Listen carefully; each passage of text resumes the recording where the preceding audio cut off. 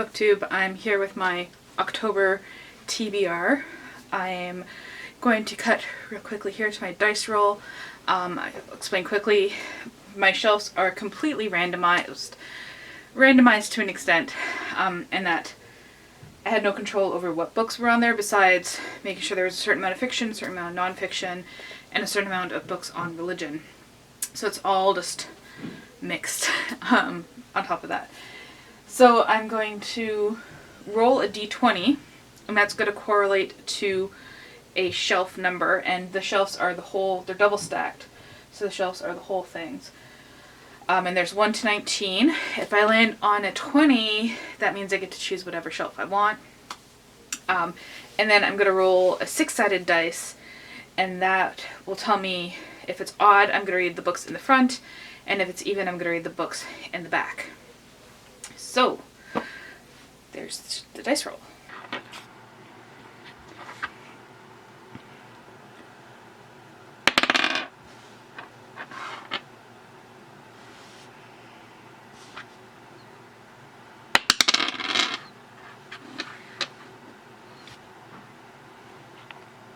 Okay, so I got shelf number 12, which is this shelf right here, and I rolled even, so that is the shelf behind this stuff. It's kind of fitting because I have my little skeleton crew here.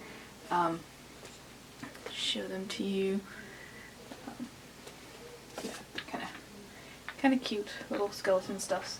I'm just gonna move them off the shelf, and some books off the shelf to get to the books behind them. So I'm going to move all the books off the front, and then I'm going to bring you in closer so you can see the books that are on the shelf actually here. Okay, so here's the shelf. I'm not going to read every book on this shelf. It would be awesome if I could, but it's probably not likely to happen. Anyway, so I'm probably not going to read A Suitable Boy just because of its length, but there's 2 solitudes under here that I am interested in. Wayside School's Falling Down, I've read that gazillion times. The Tree Bride is about a person born in Calcutta but very much American. Tara must trace the story of her great-great-aunt Tara Latta, who according to legend married a tree. Okay. I've recently read Diary of the War of the Pigs.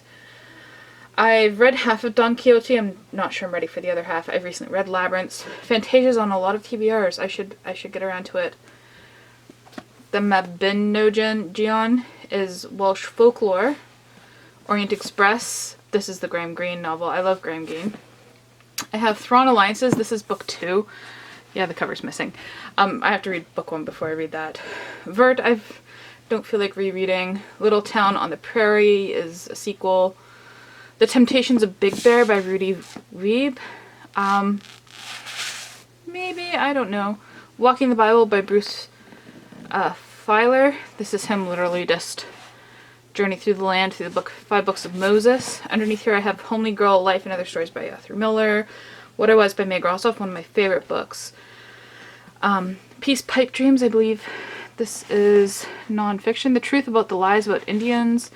I want to reread The Hunger Games, so that's definitely going on my TBR. ID by Madeline Ashby there. I read 1 book by her, and obviously interested in reading other books. The Clan of the K-Bear, I started that. Might finish it. Bad Pharma, How Drug Companies Mistreat Doctors and Harm Patients. Sontag on Photography, that's for House of Leaves. Siege and Storm, I think, is a sequel. The Yellow House by Sarah M. Broom is... I can't remember if that's fiction or nonfiction. Gonna have to look at it. Reading the Bible Again for the First Time.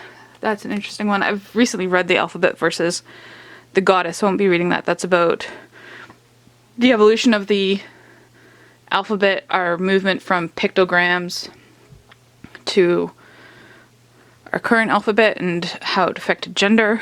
Midnight Game by David Williams is a children's novel. And Waking Gods, I don't know which book this is in the series, but if it's the 3rd book, I'm going to read it. I chose out 13 books, and there is a 14th book as well, just to make my way through. So the 14th book I don't have a copy of, or the first book since I'm talking about it first.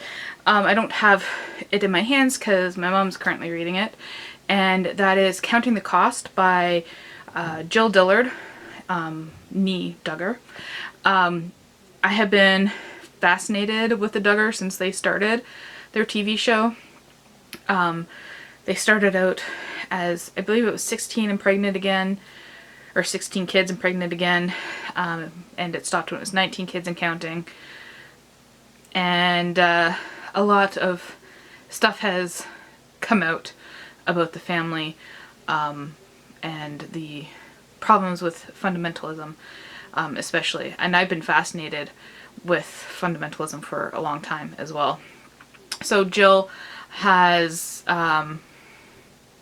begun deconstructing, is the term used. So she was once the golden child of the Duggars. Like, she was praised. They thought she was going to be the one to like carry on everything, that all their beliefs, and she stopped. She is still Christian, and there's still some, conservative stuff there, but she is not as fundamental as her parents. So I'm really interested to read about her story because she doesn't hold back. Ginger also wrote a book, but she didn't go into depth about her experience. It was very much just surface level, and she's still very much, she puts on a shiny picture, trying to please everyone, but she still has a lot of dangerous beliefs. I apologize for the dog barking. Okay, so I also noticed when putting the books back that the front row had a few too many, so I think what happened is maybe some of the books that were on top kind of got pushed to the front. So I picked a book off that shelf because it fits with October being spooky month and everything. And that book is Hater by David Moody. This is going to be a reread. This is like almost like a zombie story, but kind of reverse. We get the perspective of a zombie. How can I put it? Society is rocked by a sudden increase in the number of violent assaults on individuals. Christian haters by the media, the attackers strike without warning, killing all who cross or pass. And if you get attacked by a hater, you have the potential to become a hater. And once you become a hater, then there's this division between you and everyone else who's not a hater. So you feel affinity for your fellow haters, and you want to be violent towards people who are not haters. So this is a married man with a kid who becomes a hater. And there's 3 books in this series.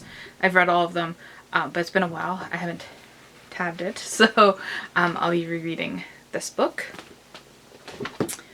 Then I did choose to read The Tree Bride by Bharati Mukherjee just because of the lady marrying a tree, and she eventually emerges as a nationalist freedom fighter. So that just sounds... I just read that it's a sequel on the back. I'm hoping that I can read this without knowing the first story. I'm gonna have to look into that, but if I can... That's what I get for like not reading the backs thoroughly. So I'm gonna have to look that up and see if I can read that without reading the first book. Moving on, my book on religion this month is going to be Walking the Bible, A Journey by Land Through the 5 Books of Moses. So this guy basically just goes on the journey that's described in the Old Testament, by foot, jeep, rowboat, and camel through the greatest stories ever told. From crossing the Red Sea to climbing Mount Sinai to touching the burning bush. Yeah, it will be an interesting look at that. Then I have Bad Pharma, How Drug Companies Misled Doctors and Harm Patients, by Ben Goldacre. And I think that's just what it says on the cover. I think it probably has to do with a lot about the opioid crisis, I believe. Yeah,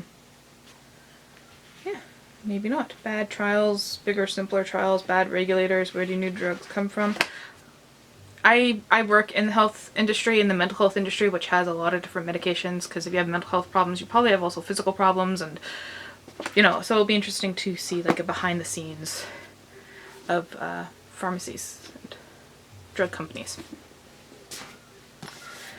Another nonfiction, this is Peace Pipe Dreams, The Truth About Lies About Indians by Daryl Dennis. And this is just him. Okay, he answers questions that people have about what people think about natives. And then he looks at European native interactions in North America from the moments of first contact, discussing the fur trade treaties in residential schools. Dennis explains that native people aren't genetically predisposed to alcoholism, that native religion does not consist of worshipping rocks, and that tax exemptions are so limited that many people don't bother. So yeah, it'll be interesting to read that. It'll probably just provide some more background on things I already know. I'm not expecting to be, sorry, I just read the back. It looks like it's gonna be funny.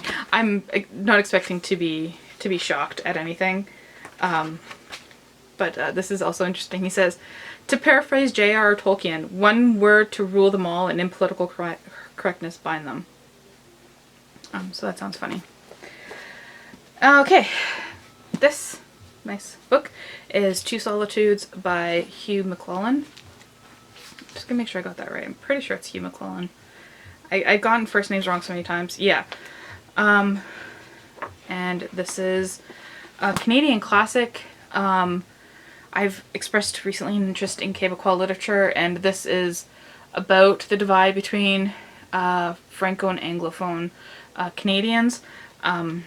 So it'll be interesting to see that. It's titled at the top with dates. So this is like 1917 to 1918, and it seems to end in 1939. So I guess we're going from in the Great Depression, from the end of the First World War to the beginning of the Second World War. Then I'll read Orient Express by Graham Greene. I've enjoyed other books by Graham Greene. He writes about like spies and different. He writes about spies and war and that kind of stuff, and not always with like action-packed. It's kind of like foolish people and their actions. And this is a masterpiece of muted violence and taut psychological intrigue. Passengers on the world's most famous transcontinental train, they hurl across Europe towards a rendezvous with murder. So I'm wondering if he's taken inspiration from Agatha Christie. I don't know their dates, or maybe she took inspiration from him. I don't know. I think she... Oh no, 1939. I'm gonna have to look that up. See if there's a murder on that Orient Express. This has been on multiple TBRs. I really do want to read it. It just never got done for whatever reasons. And this is Fantasia, an Algerian cavalcade by Assia Jabar. And this is an Algerian book, obviously. That doesn't... See, these books don't tell you what they are on the back. And it's been a while. It's an interwoven story between the history of Algeria and these women wanting to leave their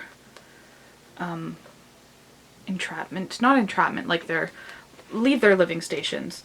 So it'll be interesting. There's lots of underlining and highlighting by the person who read it before me, so that'll be interesting. I love it when books do that. The Clan of the Cave Bear by Jean, I guess Jean if it's a woman, Jean M. All. I started reading this, I got 122 pages in, and I was enjoying it. Just sometimes books just don't ask me to continue them. It's the book's fault, not mine. And so this is prehistory. We're following this one girl, Ayla, who's been separated from her clan, and she joins another clan, but they're also like, I think they're a whole different species. So this is like, we're talking about like Neanderthals and like early humans, early Homo sapiens. in this series. So that's what that's about. Oh, I have another religious book. I definitely want to read this one. Reading the Bible Again for the First Time by Marcus J. Borg. This is taking the Bible seriously, but not literally. And I've been wanting to read this for a while, as one of the books that I read before reading the Bible. I've read lots of bits and pieces in the Bible. I've read the whole New Testament. I've read a lot of the Old Testament, but before I tackle it again, I want to do some more research. So this is one of those books. It shows you how to read the Bible as it should be examined in an approach the author calls historical metaphorical. Yeah, so we'll explore what that is. Then I got The Midnight Gang by David Walliams. I love David Walliams' books. They are very fun. He gets compared a lot to Roald Dahl, especially because he uses Roald Dahl's illustrator, whose name is escaping me. And they're not credited. Illustrated by Tony Ross. So there's different little illustrations throughout in different ways. The words are on the text. And I believe this is we're in the hospital, and we got 5 children in a hospital ward who are on a quest for adventure. So that looks really good. The only other one I read from him is The Boy. I just read The Boy in the Dress, but this is free hospital dinner inside. Oh, there it is right there. You get to cut it out and keep it. Okay, yeah, so it will be interesting to read. A nice quick read, even though it's a bit of a chunky one. And lastly, I think I'm going to read this book first because I'm so excited to reread it. The Hunger Games. This is one of the book series that I lost in the move, and I have replaced them with all these nice hardcovers I found at thrift stores. Yeah, so it's The Hunger Games. If you're a reader and you haven't heard of The Hunger Games, go at least, look it up. By Suzanne Collins. This is like the beginning of dystopian YA, but this did it so well. So well. No other book could hold a light to this. Yeah, none of the YA dystopians can. So yeah, that's it. That's my TBR. I'm going to be reading some comics and manga. I don't know what yet, but I'll let you know all my weekly reads, what those are, because I try to set them up ahead of time, but I go to the library for my manga and just get sidetracked there. So let me know what you'll be reading in the month of October if you've read any of these, and thank you for watching.